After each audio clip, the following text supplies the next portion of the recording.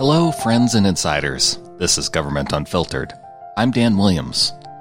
If this is your first time tuning into the podcast, my goal is to provide unfiltered information that you can't get through watching the 5 o'clock news, by providing additional depth and context that I hope will be unique to this show. Over the past 2 weeks, the House Intelligence Committee heard from a dozen witnesses regarding military aid that had been held back from Ukraine. While we may be aware of names like Mayor Rudy Giuliani, Acting White House Chief of Staff Mick Mulvaney, and others, one name that came up that many of us outside of Wisconsin are unfamiliar with is Senator Ron Johnson. The Wisconsin senator is one of 17 members of the Senate Ukraine caucus and was among the delegation who attended the inauguration of President Volodymyr Zelensky of Ukraine. He was asked last week by House Republicans to provide his first-hand accounts in the areas he was involved in, and it's a perspective on this situation that I think is unique to what we've heard in the impeachment testimony. He offers details of a May 23 White House meeting, his interactions with President Trump regarding Ambassador Sondland, and what he told Ukrainians regarding the hold on military assistance during his trip to Ukraine. Here is Senator Johnson's letter in response to a request from Congressman Jim Jordan and Congressman Devin Nunes. Dear Congressman Jordan and Congressman Nunes, I am writing in response to the request of Ranking Members Nunes and Jordan to provide my first-hand information and resulting perspective on events relevant to the House impeachment inquiry of President Trump. It is being written in the middle of that inquiry, after most of the depositions have been given behind closed doors, but before all the public hearings have been held.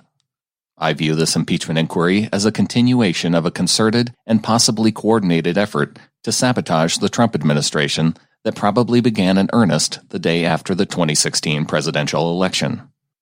The latest evidence of this comes with the reporting of a January 30, 2017 tweet, 10 days after Trump's inauguration, by one of the whistleblower's attorneys, Mark Zaid. Quote, #coup has started, first of many steps. #rebellion, #impeachment will follow ultimately, unquote. But even prior to the 2016 election, the FBI's investigation and exoneration of former Secretary of State Hillary Clinton, combined with Fusion GPS's solicitation and dissemination of the Steele dossier and the FBI's counterintelligence investigation based on that dossier, laid the groundwork for future sabotage. As a result, my first-hand knowledge and involvement in this saga began with the revelation that former Secretary of State Hillary Clinton kept a private email server. I have been chairman of the Senate Committee on Homeland Security and Governmental Affairs since January 2015.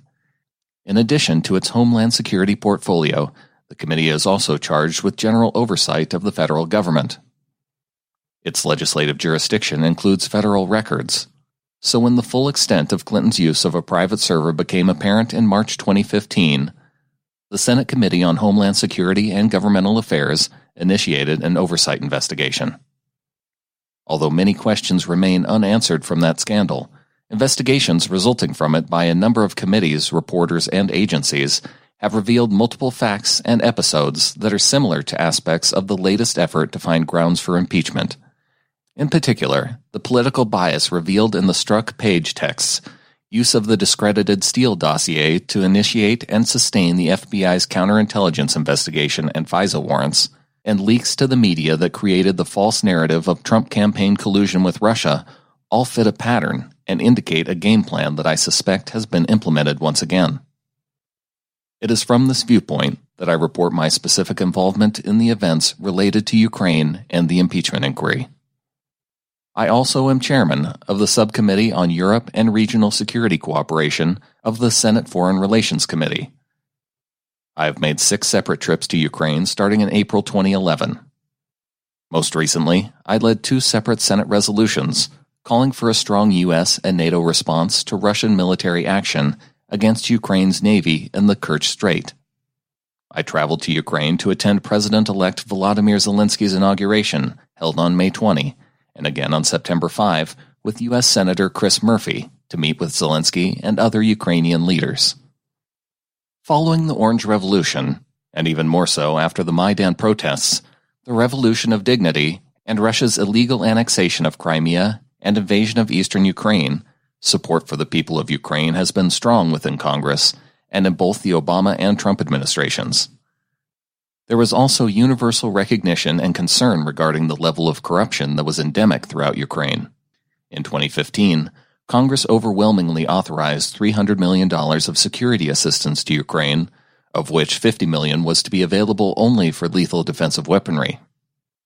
The Obama administration never supplied the authorized lethal defensive weaponry, but President Trump did. Zelensky won a strong mandate, 73%, from the Ukrainian public to fight corruption. His inauguration date was set on very short notice, which made attending it a scheduling challenge for members of Congress who wanted to go to show support. As a result, I was the only member of Congress joining the executive branch's inaugural delegation, led by Energy Secretary Rick Perry, Special Envoy Kurt Volker, U.S. Ambassador to the European Union Gordon Sondland, and Lieutenant Colonel Alexander Vindman, representing the National Security Council. I arrived the evening before the inauguration, and, after attending a country briefing provided by U.S. Embassy staff the next morning, May 20, went to the inauguration, a luncheon following the inauguration, and a delegation meeting with Zelensky and his advisors. The main purpose of my attendance was to demonstrate and express my support and that of the U.S. Congress for Zelensky and the people of Ukraine. In addition, the delegation repeatedly stressed the importance of fulfilling the election mandate to fight corruption, and also discussed the priority of Ukraine obtaining sufficient inventories of gas prior to winter. Two specific points made during the meeting stand out in my memory as being relevant. The first occurred during the country briefing. I had just finished making the point that supporting Ukraine was essential, because it was ground zero in our geopolitical competition with Russia. I was surprised when Vindman responded to my point. He stated that it was the position of the NSC that our relationship with Ukraine should be kept separate from our geopolitical competition with Russia. My blunt response was, how in the world is that even possible? I do not know if Vindman accurately stated the NSC's position, whether President Trump shared that viewpoint, or whether Vindman was really just expressing his own view. I raise this point because I believe that a significant number of bureaucrats and staff members within the executive branch have never accepted President Trump as legitimate, and resent his unorthodox style and his intrusion onto their quote-unquote turf. They react by leaking to the press and participating in the ongoing effort to sabotage his policies and, if possible, remove him from office. It is entirely possible that Vindman fits this profile. Quotes from the transcript of Vindman's opening remarks and his deposition reinforce this point and deserve to be highlighted. Vindman testified that an alternative narrative pushed by the president's personal attorney, Rudy Giuliani, was inconsistent with the consensus views of the relevant federal agencies and was undermining the consensus policy. Vindman's testimony, together with other witnesses' use of similar terms, such as, quote, our policy, unquote, quote, stated policy, unquote, and, quote, long-standing policy, unquote, lend further credence to the point I'm making. Whether you agree with President Trump or not, it should be acknowledged that the Constitution vests the power of conducting foreign policy with the duly elected president. American foreign policy is what the president determines it to be, not what the quote-unquote consensus of unelected foreign policy bureaucrats wants it to be. If any bureaucrats disagree with the president, they should use their powers of persuasion within their legal chain of command to get the president to agree with their viewpoint. In the end, if they are unable to carry out the policy of the president, they should resign. They should not seek to undermine the policy by leaking to people outside their chain of command. The other noteworthy recollection involves how Perry conveyed the delegation concern over rumors that Zelensky was going to appoint Andrei Bodin, the lawyer for oligarch Igor Kolomoisky, as his chief of staff. The delegation viewed Bodin's rumored appointment to be contrary to the goal of fighting corruption and maintaining U.S. support. Without naming Bodin, Secretary Perry made U.S. concerns very clear in his remarks to Zelensky. Shortly thereafter, ignoring U.S. advice, Zelensky did appoint Bodin as his chief of staff. This was not viewed as good news, but I gave my advice on how to publicly react in a text to Sondland on May 22. Quote, best case scenario on COS. Right now Zelensky needs someone he can trust. I'm not a fan of lawyers, but they do represent all kinds of people. Maybe this guy is a patriot. He certainly understands the corruption of the oligarchs. could be the perfect guy to advise Zelensky on how to deal with them. Zelensky knows why he got elected. For now, I think we express our concerns, but give Zelensky the benefit of the doubt. Also, let him know everyone in the U.S. will be watching very closely." Unquote. At the suggestion of Sondland, the delegation, Perry, Volker, Sondland, and me, proposed a meeting with President Trump in the Oval Office. The purpose of the meeting was to brief the president on what we learned at the inauguration and convey our impressions of Zelensky and the current political climate in Ukraine. The delegation uniformly was impressed with Zelensky, understood the difficult challenges he faced, and went into the meeting hoping to obtain President Trump's strong support for Zelensky and the people of Ukraine. Our specific goals were to obtain a commitment from President Trump to invite Zelensky to meet in the Oval Office, to appoint a U.S. ambassador to Ukraine who would have strong bipartisan support, and to have President Trump publicly voice his support. Our Oval Office meeting took place on May 23. The 4 members of the delegation sat lined up in front of President Trump's desk. Because we are all directly facing the president, I do not know who else was in attendance sitting or standing behind us. I can't speak for the others, but I was very surprised by President Trump's reaction to our report and requests. He expressed strong reservations about supporting Ukraine. He made it crystal clear that he viewed Ukraine as a thoroughly corrupt country both generally and specifically regarding rumored meddling in the 2016 election. Volker summed up this attitude in his testimony by quoting the president as saying, quote, "They are all corrupt. They are all terrible people. I don't want to spend any time with that," unquote. I do not recall President Trump ever explicitly mentioning the names Burisma or Biden, but it was obvious he was aware of rumors that corrupt actors in Ukraine might have played a part in helping create the false Russia collusion narrative. Of the 4-person delegation, I was the only one who did not work for the president. As a result, I was in a better position to push back on the president's viewpoint and attempt to persuade him to change it. I acknowledged that he was correct regarding endemic corruption. I said that we weren't asking him to support corrupt oligarchs and politicians, but to support the Ukrainian people who had given Zelensky a strong mandate to fight corruption. I also made the point that he and Zelensky had much in common. Both were complete outsiders who faced strong resistance from entrenched interests both within and outside government. Zelensky would need much help in fulfilling his mandate, and America's support was crucial. It was obvious that his viewpoint and reservations were strongly held, and that we would have a significant sales job ahead of us getting him to change his mind. I specifically asked him to keep his viewpoint and reservations private, and not to express them publicly until he had a chance to meet Zelensky. He agreed to do so, but he also added that he wanted Zelensky to know exactly how he felt about the corruption in Ukraine prior to any future meeting. I used that directive in my September 5 meeting with Zelensky in Ukraine. One final point regarding the May 23 meeting. I am aware that Sondland has testified that President Trump also directed the delegation to work with Rudy Giuliani.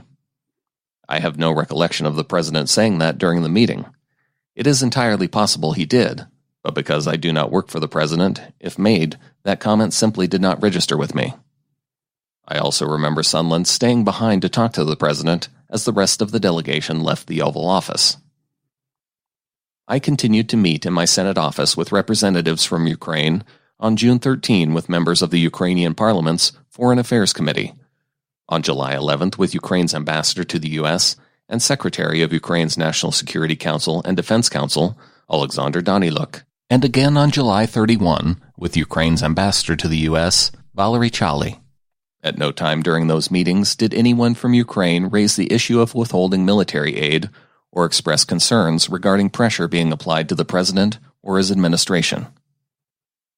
During Congress's August recess, my staff worked with the State Department and others in the administration to plan a trip to Europe during the week of September 2 with Senator Murphy to include Russia, Serbia, Kosovo, and Ukraine. On or around August 26, we were informed that our requests for visas into Russia were denied. On either August 28 or 29, I became aware of the fact that $250 million of military aid was being withheld. This news would obviously impact my trip and discussions with Zelensky.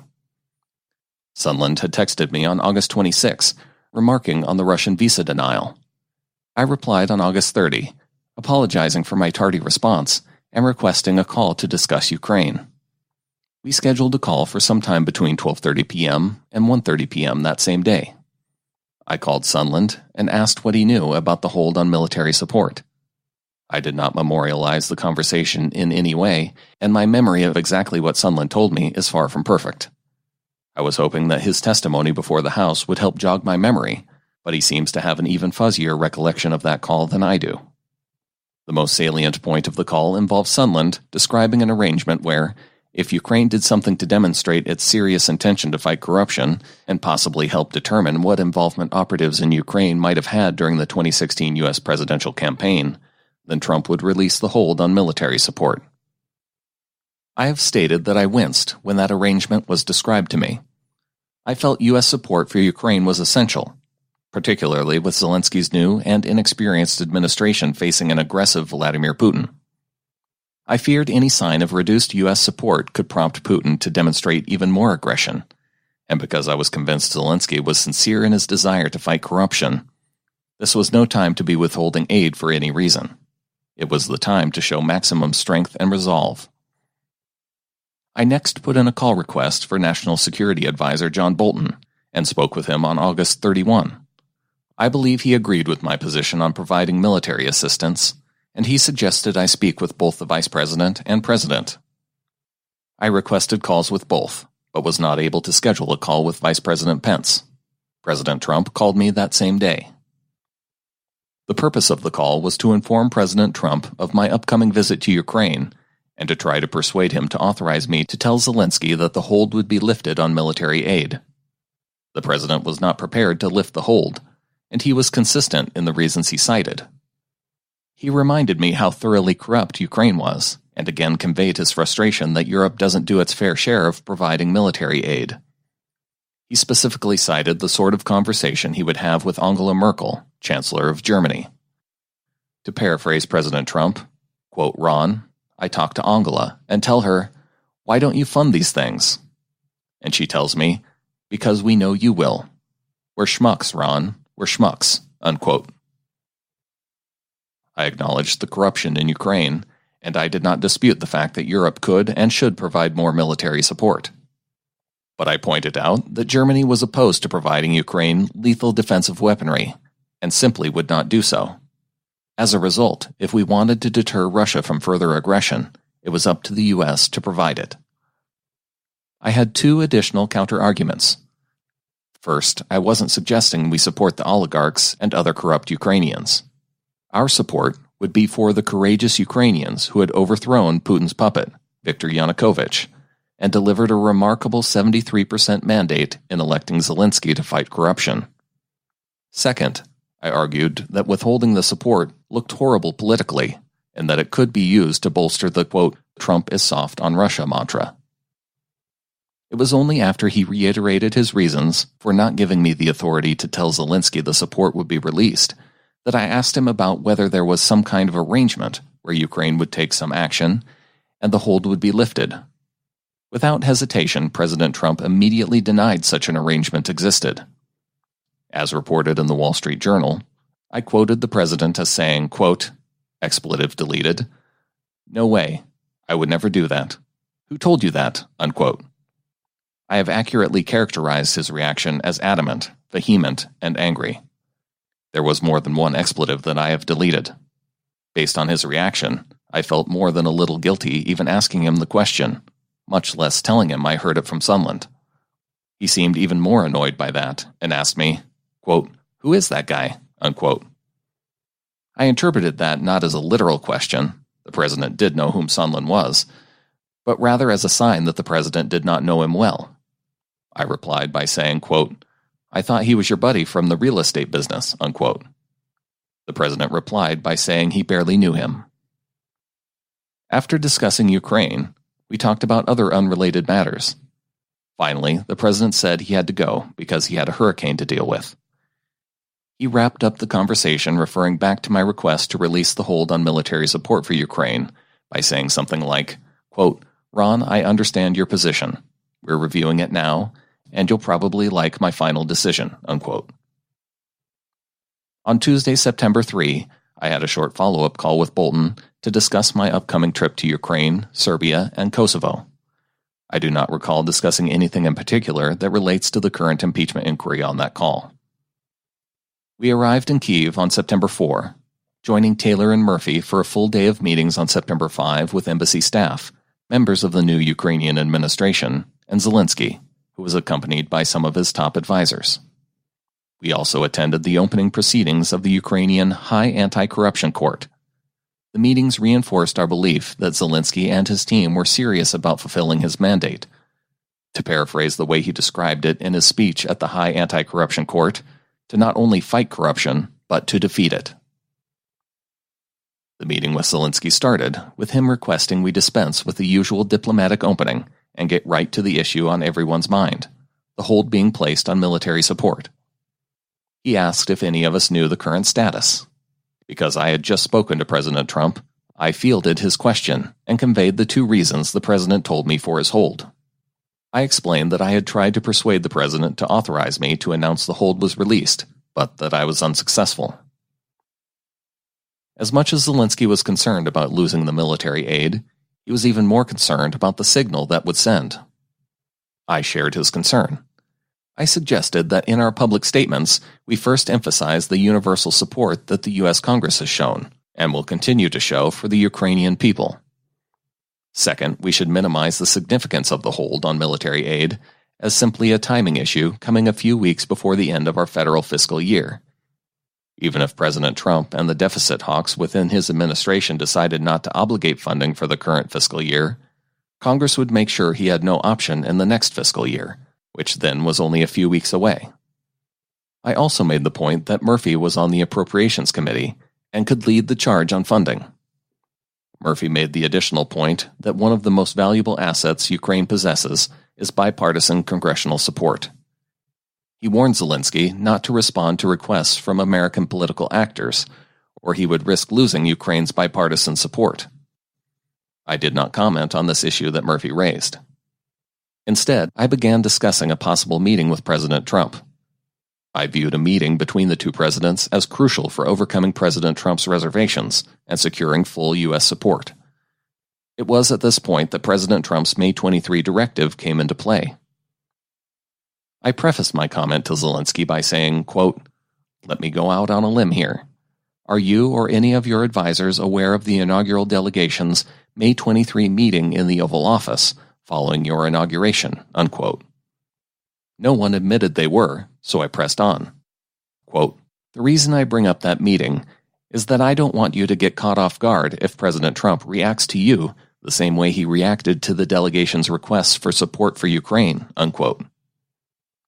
I told the group that President Trump explicitly told the delegation that he wanted to make sure Zelensky knew exactly how he felt about Ukraine before any meeting took place. To repeat Volker's quote of President Trump, quote, "They are all corrupt. They are all terrible people. I don't want to spend any time with that." Unquote. That was the general attitude toward Ukraine that I felt President Trump directed us to convey.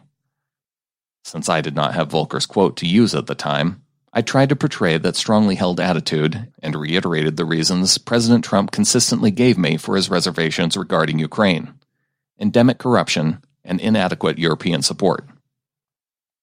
I also conveyed the counter-arguments I used, unsuccessfully, to persuade the president to lift his hold.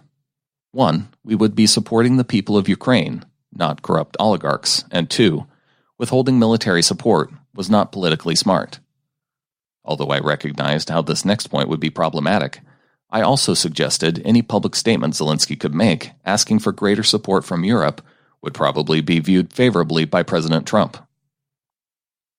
Finally, I commented on how excellent Zelensky's English was and encouraged him to use English as much as possible in a future meeting with President Trump. With a smile on his face, he replied, "But Senator Johnson, you don't realize how beautiful my Ukrainian is." I jokingly conceded the point by saying I was not able to distinguish his Ukrainian from his Russian. This was a very open, frank, and supportive discussion. There was no reason for anyone on either side not to be completely honest or to withhold any concerns. At no time during this meeting, or any other meeting on this trip, was there any mention by Zelensky or any Ukrainian that they were feeling pressure to do anything in return for the military aid, not even after Murphy warned them about getting involved in the 2020 election, which would have been the perfect time to discuss any pressure. Following the meeting with Zelensky and his advisors, Murphy and I met with the Ukrainian press outside the presidential office building. Our primary message was that we were in Kyiv to demonstrate our strong bipartisan support for the people of Ukraine. We were very encouraged by our meetings with Zelensky and other members of his new government in their commitment to fulfill their electoral mandate to fight and defeat corruption. When the issue of military support was raised, I provided the response I suggested above. I described it as a timing issue at the end of a fiscal year, and said that regardless of what decision President Trump made on the fiscal year 2019 funding, I was confident Congress would restore the funding in fiscal year 2020. In other words, don't mistake a budget issue for a change in America's strong support for the people of Ukraine. Congress came back into session on September 9. During a vote early in the week, I approached one of the co-chairs of the Senate Ukraine caucus, U.S. Senator Richard Durbin. I briefly described our trip to Ukraine and the concerns Zelensky and his advisors had on the hold on military support. According to press reports, Senator Durbin stated that was the first time he was made aware of the hold. I went on to describe how I tried to minimize the impact of that hold by assuring Ukrainians that Congress could restore the funding in fiscal year 2020. I had encouraged Durbin, as I had encouraged Murphy, to use his membership on the Senate Appropriations Committee to restore the funding.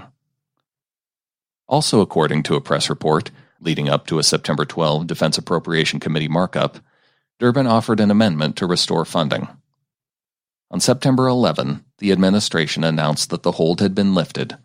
I think it is important to note that the hold was lifted only 14 days after its existence became publicly known, and 55 days after the hold apparently had been placed. On Friday, October 4, I saw news reports of text messages that Volker had supplied the House of Representatives as part of his testimony. The text discussed a possible press release that Zelensky might issue to help persuade President Trump to offer an Oval Office meeting. Up to that point, I had publicly disclosed only the first part of my August 31 phone call with President Trump, where I lobbied him to release the military aid, and he provided his consistent reasons for not doing so: corruption and inadequate European support. Earlier in the week, I had given a phone interview with Siobhan Hughes of the Wall Street Journal regarding my involvement with Ukraine. With the disclosure of the Volker texts, I felt it was important to go on the record with the next part of my August 31 call with President Trump, his denial. I had not previously disclosed this because I could not precisely recall what Sondland had told me on August 30 and what I had conveyed to President Trump regarding action Ukraine would take before military aid would be released. To the best of my recollection, the action described by Sondland on October 30 involved a demonstration that the new Ukrainian government was serious about fighting corruption, something like the appointment of a prosecutor general with high integrity.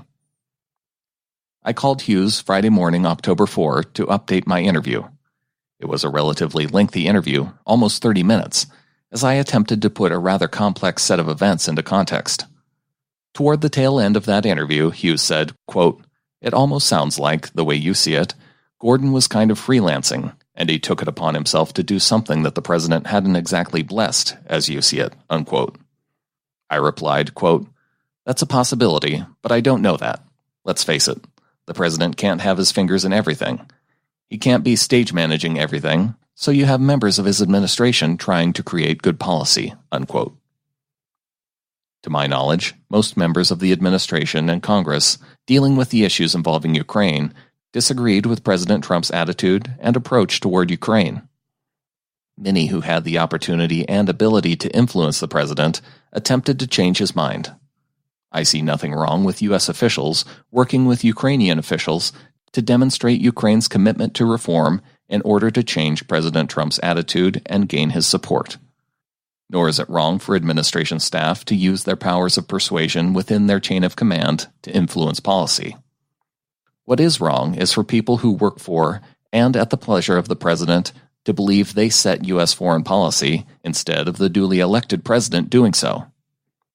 It also would be wrong for those individuals to step outside their chain of command or established whistleblower procedures to undermine the president's policy.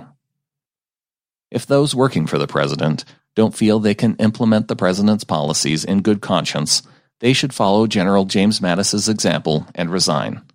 If they choose to do so, they can then take their disagreements to the public. That would be the proper and high-integrity course of action. This impeachment effort has done a great deal of damage to our democracy.